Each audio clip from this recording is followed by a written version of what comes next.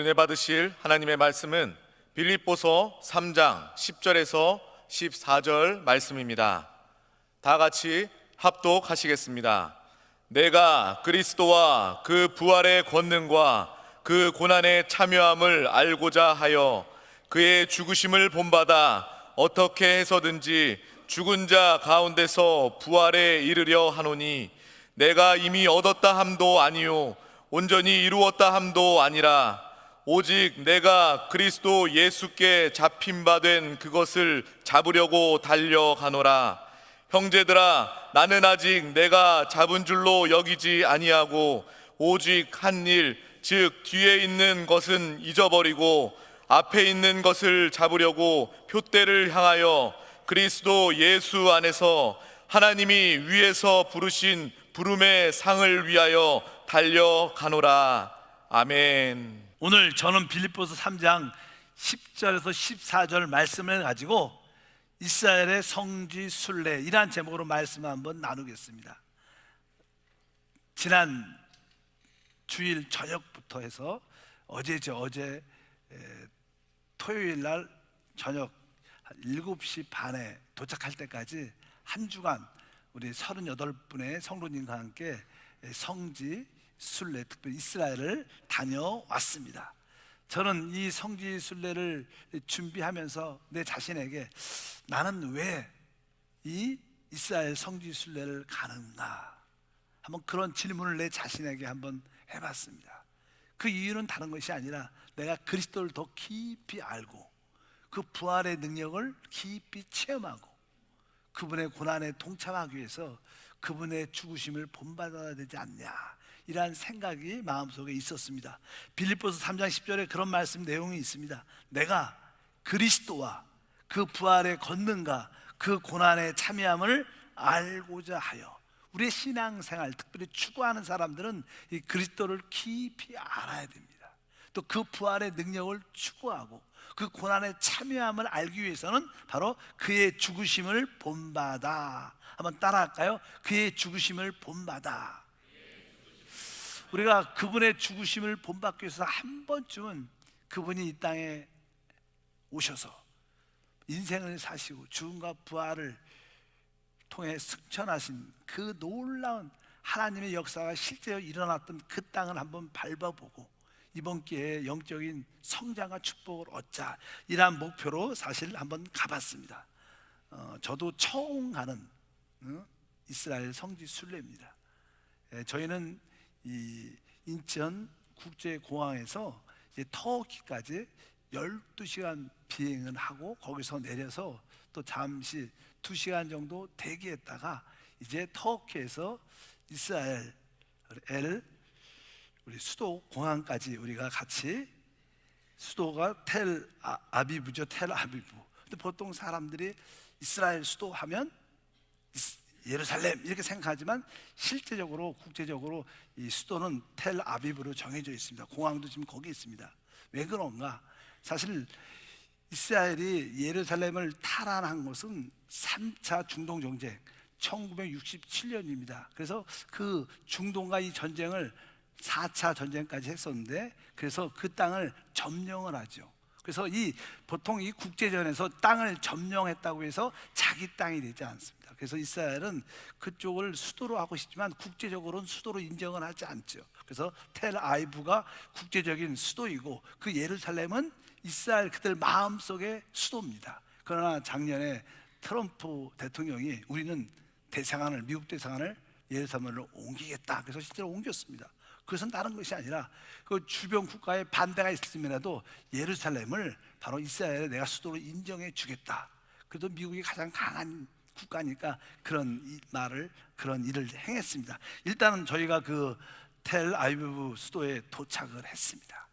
그래서 이제 그날 우리의 숙소는 어디였냐면 이제 예수님이 탄생하신 베들레헴이 아니라 그건 세 번째 날이었고, 이제 우리는 그 갈릴리 호수에 있는 어떤 숙소를 잡아서 이틀 동안 그 원에 가게 됩니다. 그래서 이제 우리는 처음으로 이제 어디를 가게 됐냐면 이 여러 가지를 많이 이스라엘 전체를 많이 다녔습니다. 근데 다는 말할 수 없고 예수님과 관련된 지역을 말하면 우리는 첫 번째로 베들레헴을 가게 됐습니다. 이 베들레헴, 원래 우리 예수님은 알다시피 나사렛에서 그 마리아와 요셉이 또 약혼하고 결혼을 했기 때문에 그곳이 고향입니다. 사실 마리아가 나사렛에 살았기 때문에 거기서 가브리엘 천사를 통해서 예수의 잉태를 체험하게 되죠. 그러나 그 호적을 정리하라는 그 우리 로마 황제의 그 명을 따라 베들레헴으로 내려가는 가운데 있었고 결국 베들레헴에서 출산하게 되는, 그래서 우리가 첫 번째로 이 베들레헴에 한번 가봤습니다. 베들레헴은 사실 예루살렘에서 이 8km밖에 안 되는 그렇게 멀지 않지만 그러나 가까운 도시지만 작은 도시입니다. 근데 그 베들레헴에는 우리가 잘 알다시피 다윗도 거기서 태어났어요. 여러분 알다시피 다윗의 아비는 이세고 이셋의 아비는 오벳이고 오벳의 그 아비는 보아스라는 사람, 보아스. 그래서 보아스와 룻이 결혼하게 되고 그 가문을 통해서 결국 다윗도 그곳에 태어나는데 우리의 참 영원한 다윗은 그리스도입니다. 결국 우리 그리스도도 그 땅에서 태어나게 되는 예언이 성경에 기록되어 있죠. 그 베들레헴은 작은 도시이기 때문에 성경은 이렇게 기록합니다. 미가서 5장 2절을 읽어보면 베들레헴 에브라다야 너는 유다 족속 중에 작을지라도 이스라엘을 다스린 자가 내게로 나올 것이라. 그의 근본은 상고의 영원에 있느니라. 그래서 바로 이 베들레헴에 바로 하나님의 이스라엘의 그 다스리는 자 왕이 탄생할 것이다. 이렇게 성경에 예언되어 있었기 때문에 결국 이 마리아를 통해서 바로 그 베들레헴의 예수님이 출생을 하게 되는 말씀이 기록되어 있습니다. 이 도시가 아주 작을지라도, 작은 도시, 예루살렘에 비해서는 작은 도시지만 항상 우리의 삶도 마찬가지입니다. 우리가 하나님이 주신 것이 작은 은사일지라도 그 작은 일에 충성하면 하나님이 내 나중은 창대케 되는 역사가 함께할 줄 믿습니다. 여러분의 모든 봉사도 하나님을 섬기는 일도 작은 일에서도 충성하다 보면 결국 하나님이 우리를 높여주시고 채워주시는 간증과 축복이 함께할 줄 믿습니다. 여기에 보면 뭐 작을지라도 말하지만 그곳에서 바로 유대의 왕, 이스라엘의 왕, 우리의 왕이 태어난 줄 믿습니다. 우리 성경에 보면 계시록 3장 8절에 하나님이 어떤 사람에게 하늘의 문을 열어주시느냐, 성경이 이렇게 기록합니다. 3장 8절 읽어보니까 볼지어다 내가 내 앞에 열린 문을 두었으되 능히 닫을 사람이 없으리라. 내가 내 행위를 아노니 내가 작은 능력을 가지고도 내 말을 지키며 내 이름을 배반하지 아니하였도다. 우리가 하나님이 주신 것이 작을지라도 우리가 끝까지 우리의 그 하나님 말씀을 지키고 끝까지 주님의 이름만 붙잡으면 결국 하나님이 우리를 축복하고 하늘 문을 열어주신다는 놀라운 약속의 말씀이 함께한 줄 믿습니다. 그래서 예수님이 그쪽에 태어났기 때문에 그 베들레헴에 가보니까 예수 탄생교회라는 교회가 크게 세워져 있습니다. 그래서 이제 예수님이 태어난 그곳에 역사적으로 이제 예수님의 그 기리기 위해서 큰 교회를, 뭐 교회의 처음의 시작의 모든 것은 캐톨릭이 주관하니까 캐톨릭 교회가 아주 크게 서 있습니다. 그래서 예수 탄생교회 이렇게 말합니다. 거기서는 이 12월 25일 날 크리스마스 때 캐톨릭에서 예수 탄생 미사가 드려지는, 종종 우리가 TV를 크리스마스 성탄절 예배 가운데 미사를 드리는 것을 TV로 종종 볼 때가 있습니다. 그러면 거기에 장소가 있어요. 교황이 그 예수의 탄생을 기념하는 미사를 드리는데 바로 그 장소입니다. 근데 그 장소를 들어가 보니까 우리 한세 성전 만한 것 같아요. 크기가 조금 더 클 수도 있고 좀 길죠. 우리가 그냥 그 성전에 딱 들어갔을 때 이제 그 무슨 어떤 미사를 준비하기 위해서 거기서 이렇게 오르간, 파이프 오르간을 진짜 오리지널 오르간 같아요. 그래서 이렇게 튜닝을 하는, 이게 막 누가 이렇게 그 소리가 얼마나 아름다운지 우리가 느꼈습니다. 야, 진짜 소리가 좋다. 근데 사실 보통 들을 수 있는 소리가 아니죠. 하나님 우리에게 그 아름다운 그 음악 소리를 이렇게 들려주셔서 이렇게 녹음도 해왔었는데, 어쩌든지 그곳에서 예수의 탄생의 미사가 드려지는 유명한 곳이구나, 이곳이 예수님이 태어났구나, 이런 은혜도 받고, 아까 말씀드린 보아스의 그 밭, 보아스가 뭐 오벳을 낳고 오벳이 이새를 낳고 이새가 다윗 왕을 낳으니라, 아까 말씀드린 것처럼 그 고향을 한번 우리가 들여다보았습니다. 그곳이 예수님이 사람으로 태어난 곳입니다. 근데 사실 예수님이 베들레헴에 태어났다, 이거의 영적인 실제 의미가 무엇인가, 그건 여러분들이 아셔야죠. 하나님, 말씀이신 하나님이 사람으로 이 땅에 오셨다는 거예요. 그 예수님의 성육신, 이 땅에 태어나심의 진정한 의미는 바로 하나님과 사람이 드디어 어떻게 연합됐다는 거예요. 여러분, 우리 예수님이 누구십니까? 그분은 하나님이시죠. 또 그분은 뭐예요? 완전한 사람을 오셨습니다. 그래서 그분은 하나님이시지만 사람, 하나님과 사람의 연합, 하나됨, 이것이 하나님의 큰 목표와 방향인 거예요. 우리도 지금 주 예수를 믿는 그 순간 예수의 생명을 우리 안에 영접했기 때문에 우리도 우리 안에 하나님이 계시고 우리가 하나님 안에 실제로 있어요. 믿으시면 아멘. 이 실제의 의미가 무엇인가? 바로 하나님과 사람의 연합이다. 그분의 태어나심의 실제 가장 영적인 의미는 드디어 하나님과 사람이 어떻게 돼? 연합될 수 있는 길이 열렸다는 거예요. 우리 모두도 그 반열에 쓴 줄 믿습니다. 그리고 나서 이제 예수님은 그곳에 태어났다가 잠시 헤롯의 어떤 핍박 때문에 애굽에 잠시 내려가죠. 그리고 다시 원래 고향, 마리아와 요셉의 고향인 나사렛에 올라가야 됩니다. 그래서 저희도 거기서 이제 다시 한번 나사렛이란 그 동네에 우리도 가봤습니다. 거기에 예수 빌리지란, 이렇게 예수님이 사던 시대에 살고 있는 어떤 모양을 민속처럼 실제로 만들어 놓은 장소가 있습니다. 그래서 우리가 그 장소를 쭉 바라보면서 그때 어떤 양을 키웠고 뭐 어떤 올리브나 뭐 포도나무에 재배했던 그런 모습을 쭉 바라보고, 특별히 예수님의 어린 시절을 그곳에서 보내게 되죠. 그리고 나서 이제 나이가 30세쯤 됐을 때 요단강에 가서 침례를 받게 됩니다. 침례를 받을 때 하늘에서부터 성령이 임하고, 또 하늘에서 이는 내 사랑하는 아들이라는 그런 음성을 듣게 되면서 그분의 사역이 시작될 때, 그분은 요한으로부터 침례를 받은 후에 이제 광야에 가서 40일 동안 이제 시험을 받게 되는 그런 과정이 있습니다. 그런 거 다 가까운 그 지역들입니다.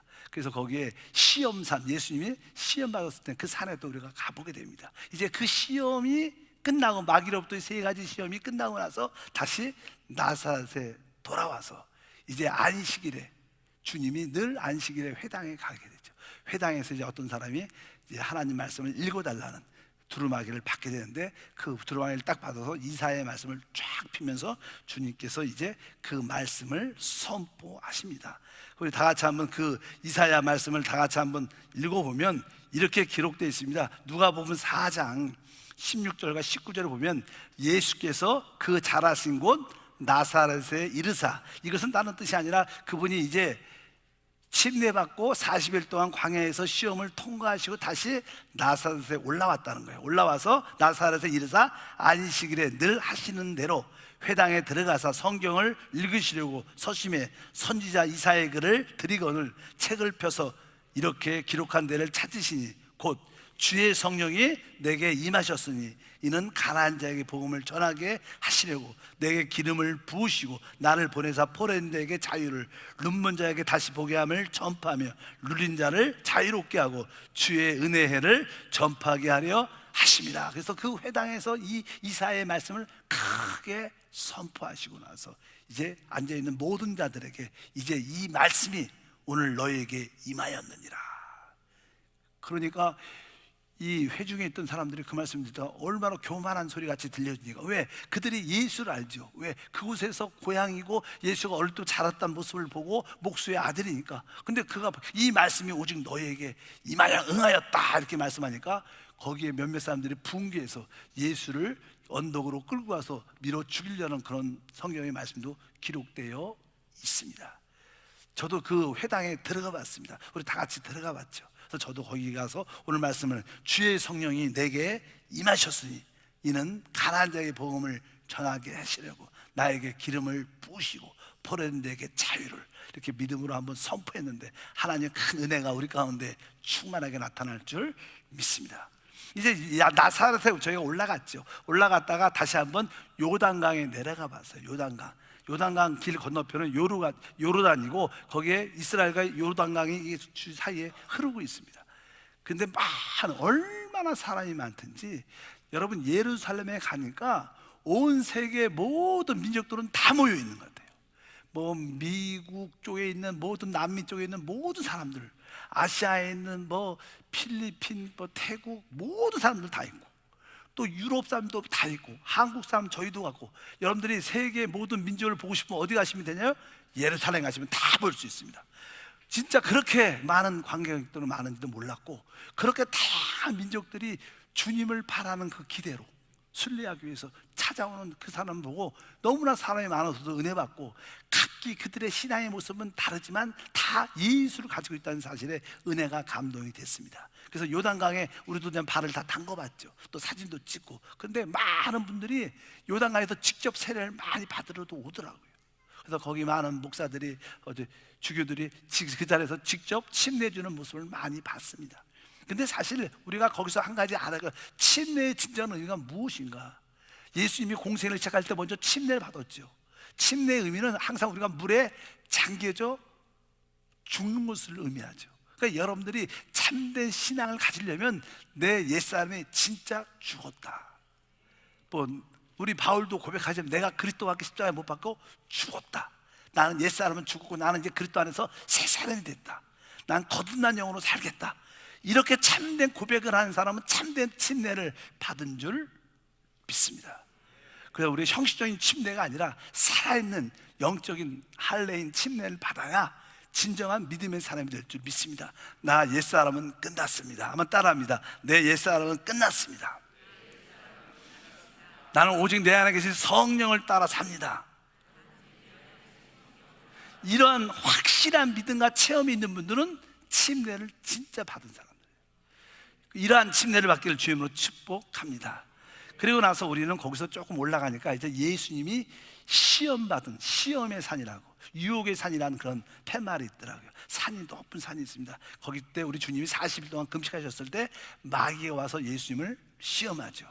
첫 번째 40일이 거의 끝날 때쯤 마귀가 와서, 주님께서 배가 줄이시니까 네가 하나님의 아들이면 이 돌을 떡이 돼서 만들어, 떡을 돼서 먹게 하라, 먹어라, 이렇게 말씀합니다. 바로 이 구복, 사람의 이 육신의 배고픔을 먼저 채우라는 그러한 시험이 있게 되고, 그리고 이제 산으로 높이 올라가서 세상의 영광을 보여주면서 나에게 절하면 이 모든 세상의 영광을 너에게 주겠다는 시험. 또 세 번째는 높은 성전에 데리고 올라가서 뛰어내리면 하나님 성경에 기록된 약속의 말씀처럼 천사들이 네 발을 받아줄 것이고 모든 사람이 다 보게 될 것이고, 그리고 네가 하나님의 아들 그리스도로서 그들이 다 믿게 될 것이다. 이러한 시험을 줍니다. 근데 예수님이 그것을 다 이기시죠. 첫 번째 사람 아담은 시험을 통과하지 못했습니다. 근데 마지막 아담이 그리스도는 마귀의 모든 시험을 통과해서 우리의 구주가 된 줄 믿습니다. 우리가 첫 번째 사람들은 다 죄 가운데 타락했기 때문에 사람에게는 세 가지 시험이 있습니다. 여러분이 기억해야 할 것은, 여러분들이 어떤 마귀에게 욕심, 시험을 받을 때는 우리는 늘 이 먹음직, 보암직, 지혜롭게 할 만큼 탐스럽게 보이는 역사가 있어요. 여러분들이 어떤 일을 할 때, 어떤 무엇을 볼 때마다 먹음직하고 보암직하고 지혜롭게 탐스럽다게 보이게 되면 우리는 거기에 대한 욕심을 가지게 돼요. 그것이 모든 죄의 시작인 줄 믿습니다. 이 마귀가, 뱀이 화를 미혹했을 때 바로 이 선악과를 먹으면 너도 하나님처럼 될 수 있어, 그런 미혹된 말을 받아들였어요. 그리고 나서 쳐다보니까 진짜 그렇게 보이는 것입니다. 성경은 창세기 3장 6절에 써 있습니다. 여자가 그 나무를 본즉 먹음직하고 보암직하고 지혜롭게 할 만큼 탐스럽게 했다, 이렇게 말씀을 합니다. 이 먹음직한 것은 다른 것이 아니라 우리의 육신의 정욕을 말하죠.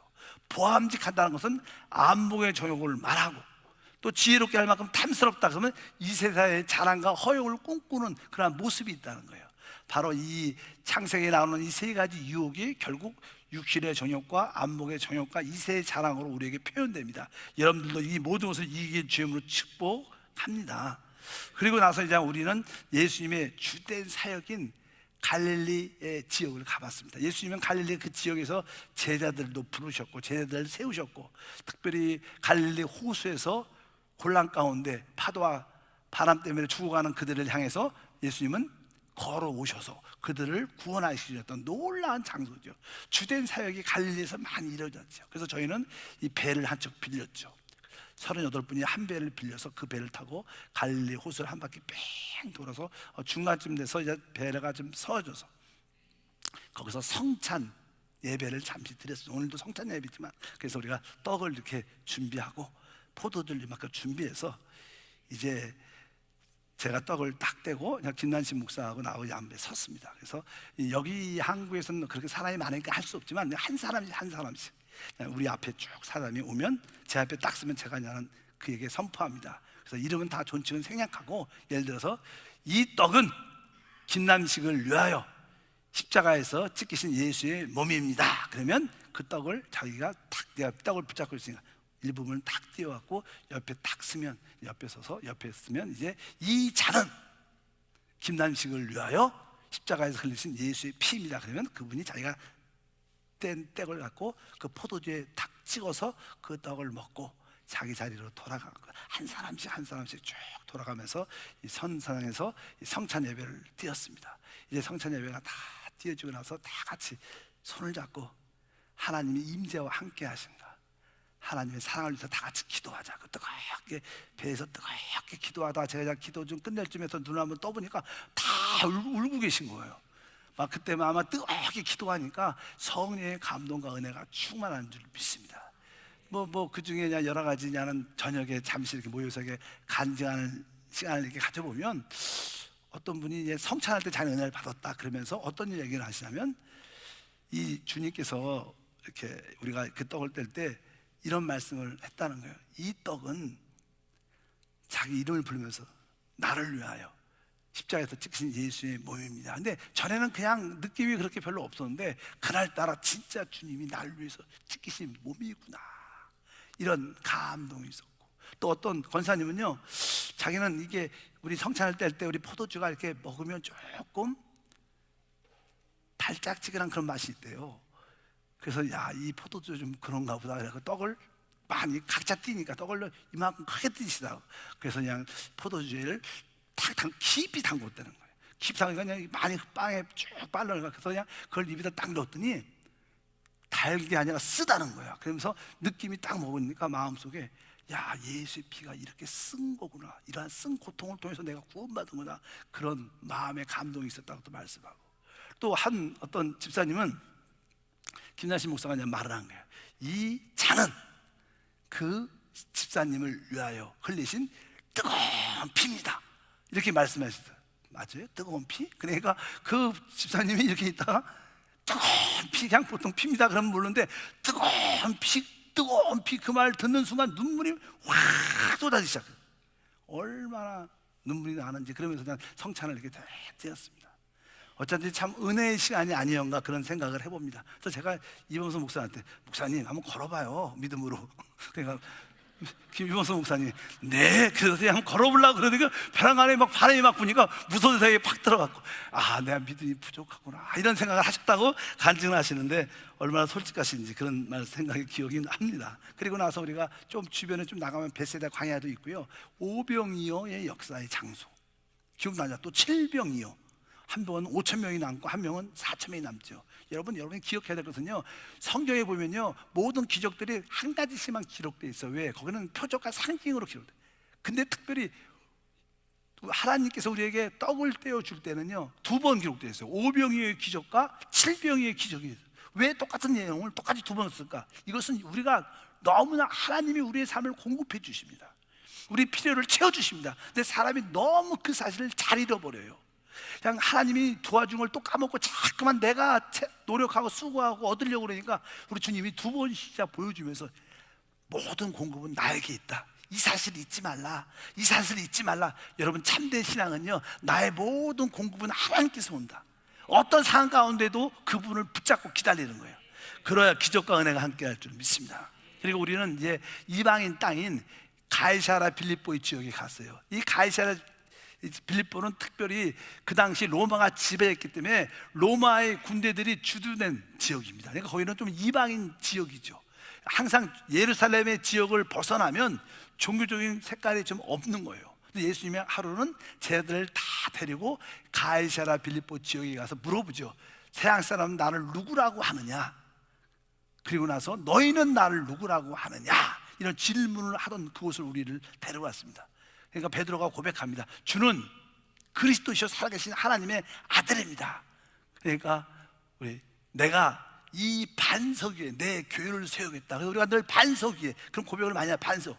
근데 거기 바로 앞에 산이 하나 있는데 그 산 자체가 그냥 바위예요. 우리가 보통 바위 하면 반석하면 아주 큰 거 이런 생각을 하는데 보통 큰 반석이 보통 산 자체가 바위예요. 그런 우리가 믿음으로 예수를 그리스도로 하나님의 아들로 고백할 때마다 그런 단단한 반석의 믿음의 고백이 모든 종교적인 영향과 우상 숭배의 모든 영을 다 밟고 단단하게 세워져서 그 위에 하나님이 교회가 지어진 줄 믿습니다. 왜냐하면 그 지역에는요 우상 숭배와 귀신 섬기는 잡다한 것들이 많이 있었어요. 절하고 우상을 드리는 그런 제물 드리는. 근데 그 위에 큰 반석이 덮고 있다는 거예요. 여러분들이 올바른 믿음의 고백을 통해서 모든 것을 끝내는 여러분 되길 주님으로 축복합니다. 그래서 우리가 그것도 한번 가보고 또 그곳에서 그냥 남쪽으로 쭉 내려가면 우리가 잘 아는 뭐예요? 사해바다, 데드시. 그 우리 사해바다 뭐 아마 갈릴리 호수보다는 한 몇배 큰 것 같아요. 그 갈릴리 호수가 이 북쪽 위에 있으면 거기서 요단강에 물이 쭉 흘러서 이 사해 바다로 흘러갑니다. 사해로 흘러가면 점점 사해 이상으로 더 물이 흘러가지 않으니까 계속 거기에 물이 고이게 되니까 물이 또 증발하다 보니까 계속 염분의 농도가 짙어져서 진짜 우리 권사님 두세 분이 직접 거기에 들어가 봤어요. 그러니까 진짜 누우니까 사람이 붕 뜨더라고. 기적 중에 기적이 일어났어요. 그러니까 옆에 있는 어떤 와 권사님 같은 분이 뜨면 기적 중에 기적이다. 왜? 대부분 가라앉는데. 그러니까 거기 가면 어떤 누구도 진짜 다 이렇게 뜨는 역사가 있는데 거기서 중요한 것은요 갈릴리 바다는 생명이 풍성하고 살아있는 호수고 바다예요. 왜? 항상 하나님께 헬몬 산에서 그 물을 공급받아 갖고 계속 흘러내보내 줍니다. 그러니까 그 바다가 늘 살아있어요. 근데 사해 바다는 계속 받기만 하고 남을 나눠주지 않으니까 점점 자기 것만 되고 결국 짜져서 사해 바다가 된 거예요. 항상 우리의 축복도 마찬가지예요. 여러분들이 하나님께 축복을 받아서 그것을 남들에게 공급해 줘야 돼요. 나눠줘야지 여러분들이 살아있고 충만한 사람이 되지. 계속 받고 움켜쥐기만 하면 점점 우리는 사망, 죽음의 물이 될 수밖에 없다고 해서 분명히 깨달아야 될 줄 믿습니다. 그 사해바다 쭉 가다 보면 오른쪽에 우리가 알다시피 쿰난 지역, 쿰난이라는 그런 이 산 같은 동굴 같은 게 많아요. 거기에서 이제 많은 쿰난 사본 성경을 이렇게 오래전에 이렇게 베껴놨던 것을 발견해 갖고 거기서 그냥 그 지역을 갔는데 그 사람들은 SNF 사람들이 한때는 오직 주님의 다시 오신가 또 로마의 핍박을 피해서 공동체 생활했던 한 지역이에요. 산에 굴을 파서 거기서 기도하고 공동 생활하면서 그들이 하는 일은 바로 하나님의 말씀을 필사해서 계속 그것을 전수하고 남겨놓는 겁니다. 그래서 그냥 로마가 마지막 때 68년 70년에 이 예루살렘을 함락하러 올 때 그들이 모든 것을 다 없앨 것이다. 그들이 오면 이런 성경 사본도 다 없앨 거다. 그래서 그들이 그 성경을 많이 집필하고 갖고 와서 거기 가서 숨겨놓고 거기서 살았던 그런 지역을 우리가 한번 가봤습니다. 진짜 동굴 안에 뭐 이렇게 그들의 생활에 산속에서 굴을 파고 그들의 집단적인 생활, 그들은 마음속에 하나님이 금방 오실 것이다, 주님과 한 몸됨을 우리가 실천하자, 그래도 공동체에 생활했던 그런 모습을 보면서 어떻게 보면 신앙의 아주 좋은 모습과 또 부정적인 모습을 동시에 볼 수 있는 우리의 참된 신앙은요 주님과 하나됨을 꿈꿔야 됩니다. 추구하는 마음이 있어야 되지만 그렇다고 해서 우리가 세상과 떨어져 있으면 안 돼요. 주님은 우리에게 말씀하셔요. 너희는 세상의 빛과 소금이다. 우리는 빛과 소금의 역할을 하러 세상에 있어야 돼요. 세상을 비해서 도망가면 누가 구원받습니까? 어떻게 복음을 전할 수 있습니까? 그런 어떠한 두 가지의 좋은 모습과 또 한 가지의 어려운 모습이 있다는 것을 다시 한번 발견도 해봤습니다. 우리가 그냥 거기서 이렇게 갈릴리 호수나 뭐 사해바다도 쿰랑 거기도 공동체도 한번 가봤고, 그리고 나서 우리는 그냥 예루살렘에 이제 올라가는, 또 이 마지막 날에는요, 예루살렘의 가장 중심지에서 좋은 어떤 호텔을 거기에 딱 있으면요, 감난산도 보이고 그 예루살렘 정경이 다 보이는 호텔이에요. 얼마나 아름답는지. 근데 거기서 우리는 내려와서 이제 예수님이 이 골고다 십자가의 길 가는 그런 길을 우리도 따라가는 그런 길을 쭉 갑니다. 가다 보면 여러 가지 그냥 성전, 유대 성전, 예루살렘 성전에 가는 길에 뭐 베데스다 연못도 있고, 그래서 베데스다 연못가에 38년 된 병자가 치유받는 그런 사건이 기록되지 않습니까? 그런 연못도 우리가 보게 되고, 또 거기서 예수님을 3번 부인한 베드로가 고백했던 그런 장소도 우리가 한번 보게 되고, 여러 가지 많은 것을 보게 됐습니다. 보면서 예수님이 그 십자가의 고난의 길을 갈 때 많은 사람들이 그 순례의 길을 같이 따라 올라갑니다. 뭐 이렇게 좁지만 또 힘든 길이지만, 근데 주변에는 이렇게 장사한 사람들이 참 많죠. 예수님도 아마 요한복음에 보면 2장에 6월절에 성전에 이렇게 올라갔더니 뭐 하나님께 재물 드리기 위해서 소와 양을 팔고 돈을 바꿔주고 비둘기 파는 장사하는 소굴로 만들어서 예수님의 그 하나님의 열심 때문에 노권을 만들어서 막 그들을 쫓아내는 그 열심을 보였던 것처럼, 그 주변에 순수하게 주님을 사모하러 갔던 사람들은 주변에 막 장사하는 사람들이 너무 많으니까 헷갈릴 수도 있어요. 혼돈될 수도 있는데, 어쩌는데 우리 영 안에서 이 길을 걸어갔다는 그 사실이 큰 축복과 은혜가 된 줄 믿습니다. 그리고 나서 이제 우리가 예수님이 십자가에 못 박혔던 것도 올라가 봤고, 또 예수님이 장사 지낸 그 글도 봤고, 예수님이 이렇게 염했던 그런 장소, 부활해서 계시지 않지만, 근데 많은 우리 사람들이 그 예수님의 그 누웠던 그 자리에서 그 돌에 입을 맞추고 엎드려서 기도하고 그런 모습도 다 보입니다. 그럴 때 우리는 한 가지 느낀 게 있어요. 여러분, 우리 주님은요, 죽으신 거로 끝난 게 아니에요. 우리 주님은 죽으시고 부활하셔서 성령으로 어디 안에? 우리 안에 확실히 계세요. 이 우리 안에 계신 확실한 주님을 모시고 가야지, 우리 안에 계신 주님을 모르고 거기를 가면요, 종교적인 행위밖에 안 돼요. 그것을 분명히 알아야 됩니다. 그래서 우리가 그 고난의 길을 갈 때도 주님이 2000년 전에 바로 걸었던 길을 이 시간에 주님을 모시고 다시 한번 나도 걸어갑니다.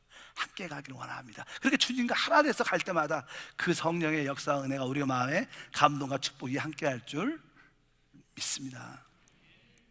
그리고 나서 이제 거기서 이제 저녁이 돼서 다시 한번 이렇게 통곡의 벽이라, 통곡의 벽을 저녁에 다시 한번 우리가 가게 됐어요. 그 통곡의 벽은 알다시피 예루살렘 성전이 로마 티토스 장군에 의해서 멸망, 돌 위에 돌 하나도 남지 않겠다는 그런 예언의 말씀이 이루어진 곳이죠.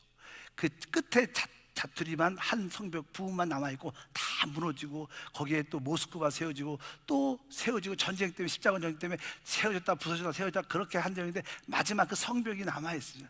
거기서 우리가 저녁이죠, 다시 한번 가봤는데, 통곡에 보니까 그 정통 유대인들 이렇게 검은 모자를 쓰고 검은 이렇게 제복 같은 걸 입고 머리에 이렇게 쭉 머리카락을 이렇게 꽈서 쭉 내는 그런 분들 TV에도 많이 봅니다. 그들이 하나님의 모세오경 코랄 말씀, 모세오경 말씀을 붙잡고 그냥 그 말씀을 보면서 계속 흔들면서 기도하는 그런 모습을 막 보면서, 처음에는 몰랐는데 시간이 지나면서 그들의 모습을 보니까 진지하게 기도하고 있는 모습. 야, 저렇게. 그리고 마음에 하나 든 게요, 그들이 이렇게 말씀을 펴놓고 계속 읽으면서 기도해요.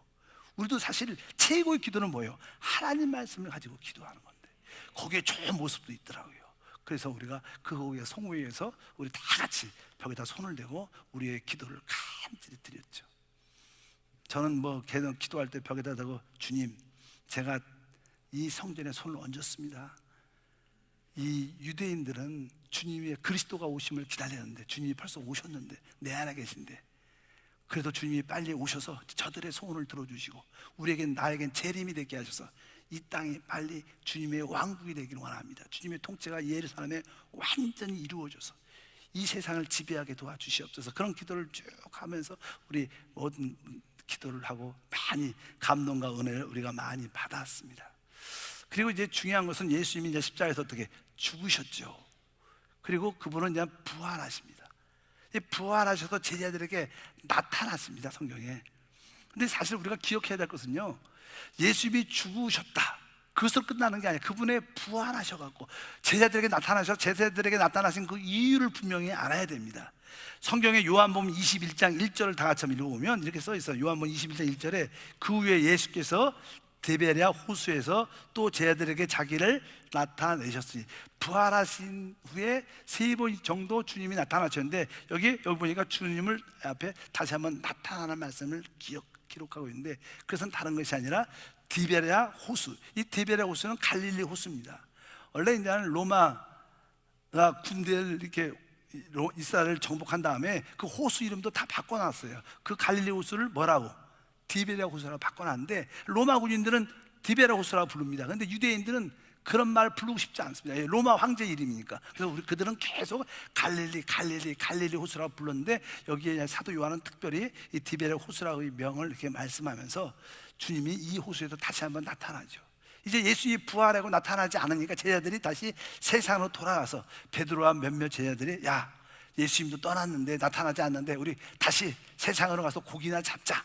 그리고 고기 잡으러 다시 바다로 갑니다. 근데 그날따라 고기가 많은 지역인데 제자들이 한 마리도 못 잡는데 해변가에 예수님이 누군가 말씀하세요. 너에게 고기가 있느냐 물어봐요. 그러니까 우리가 밤이 새도록 고기를 잡아도 한 마리도 잡지 못했습니다.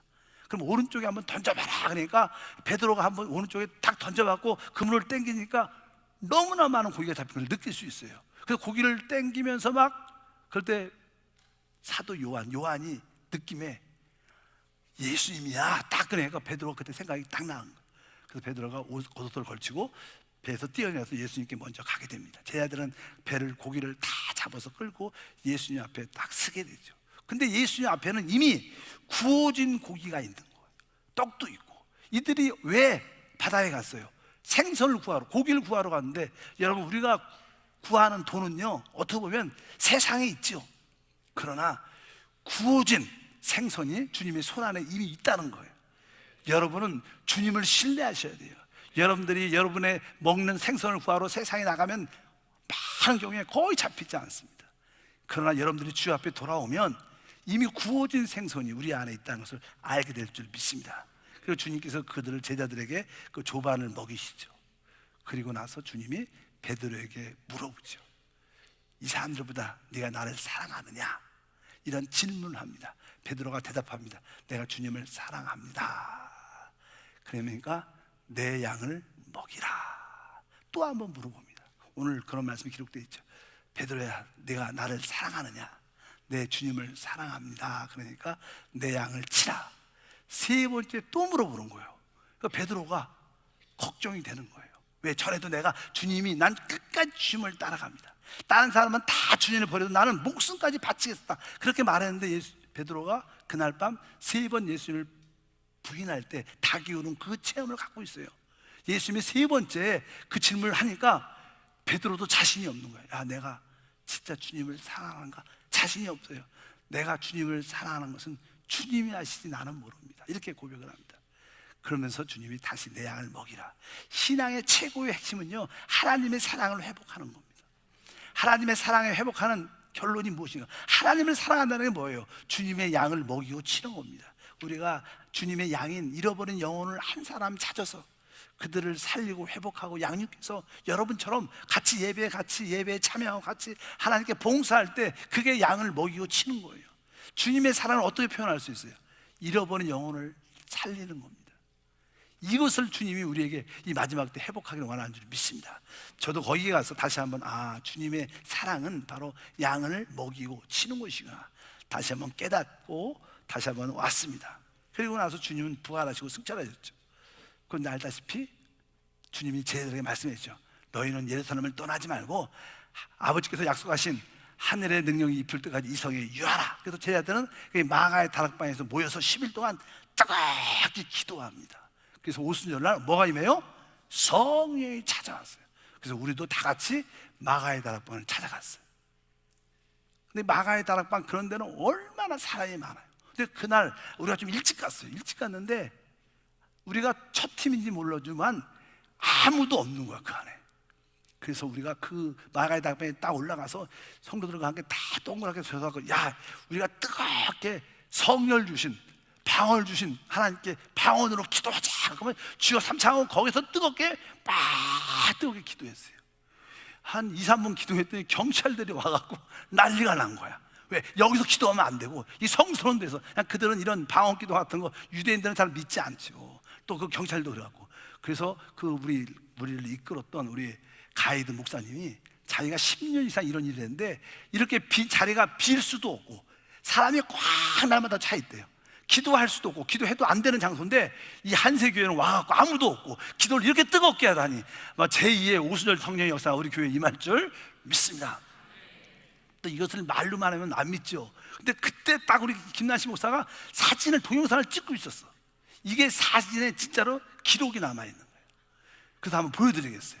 한번 잠깐 보여주세요. 그 마가의 다락방에서 이거는 이런 일이 예수님께서 마지막 최후의 만찬을 하셨던 곳, 또 마가 요한의 다락방, 성령의 역사가 일어났던 곳입니다.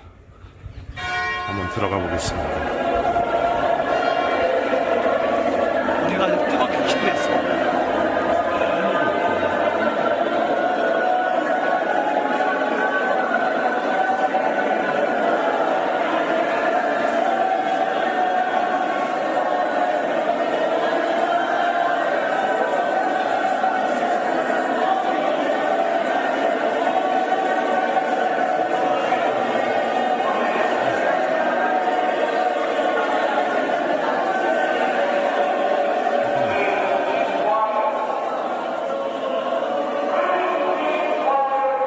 저게 무슨 소리냐면요, 우리가 뜨겁게 기도하니까 거기 관리인 한 사람, 지키는 사람하고 그분들이 경찰 데리고 와갖고 학생들 가지고 기도하지 말라고 막 그러는 거예요.